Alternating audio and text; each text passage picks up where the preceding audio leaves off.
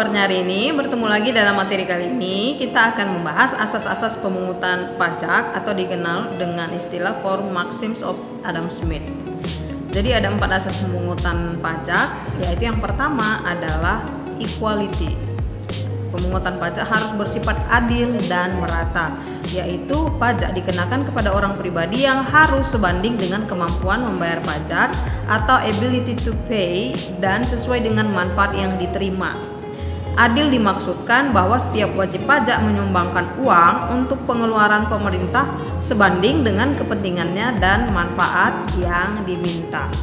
Asas yang kedua yaitu certainty. Penetapan pajak itu tidak ditentukan sewenang-wenang. Oleh karena itu, wajib pajak harus mengetahui secara jelas dan pasti besarnya pajak yang terutang, kapan harus dibayar, serta batas waktu pembayaran.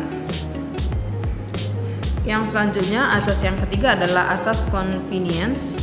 Kapan wajib pajak itu harus membayar pajak sebaiknya sesuai dengan saat-saat yang tidak menyulitkan wajib pajak. Sebagai contoh, pada saat wajib pajak memperoleh penghasilan, sistem pemungutan ini disebut pay as you earn. Dan asas yang keempat yaitu asas ekonomi.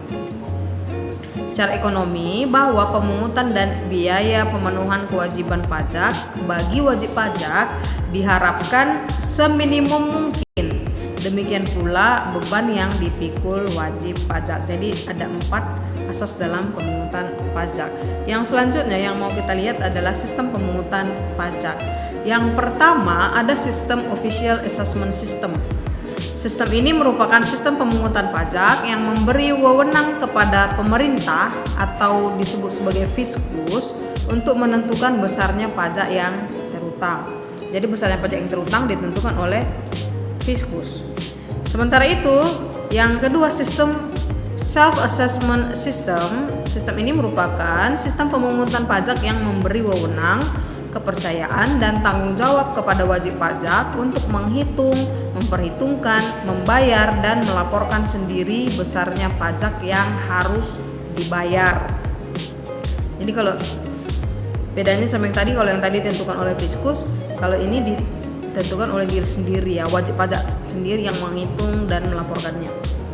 Yang ketiga adalah withholding tax.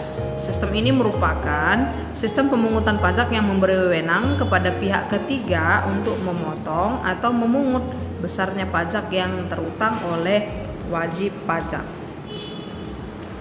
Yang selanjutnya yang akan kita bahas adalah jenis pajak berdasarkan golongan. Nah, yang pertama adalah pajak langsung.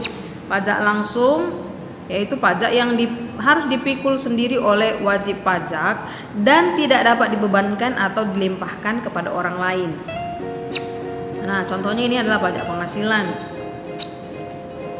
Yang kedua adalah pajak tidak langsung. Pajak yang pembebanannya dapat dilimpahkan kepada pihak lain. Contoh, pajak pertambahan nilai atau PPN.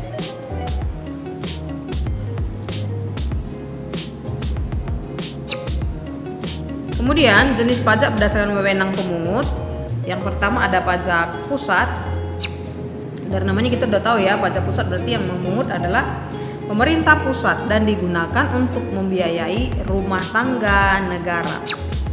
Ini contohnya pajak penghasilan atau PPh, kemudian ada pajak pertambahan nilai atau PPN. Yang kedua adalah pajak daerah. Pajak yang dipungut oleh pemerintah daerah dan digunakan untuk membiayai rumah tangga daerah.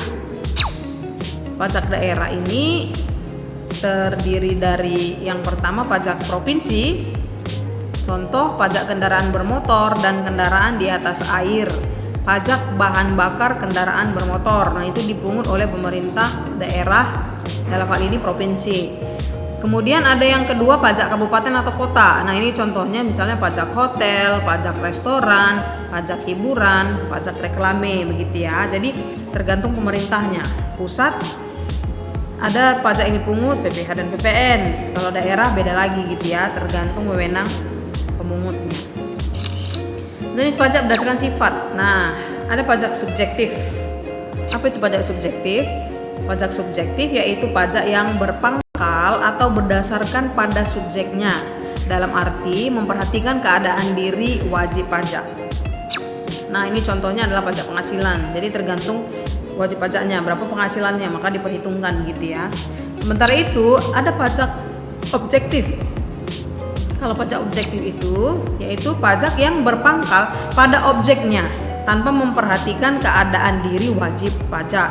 Nah, ini contohnya pajak pertambahan nilai, pajak pertambahan nilai barang mewah gitu ya, PPN dan PPNBM. Jadi yang dikenai pajak itu adalah objek pajaknya, tidak memperhitungkan keadaan diri dari si wajib pajak. Oke, sampai di sini materi kita untuk hari ini. Semoga kalian dapat memahaminya. Sampai ketemu di materi selanjutnya. Tetap semangat, tetap jaga kesehatan. Bye bye.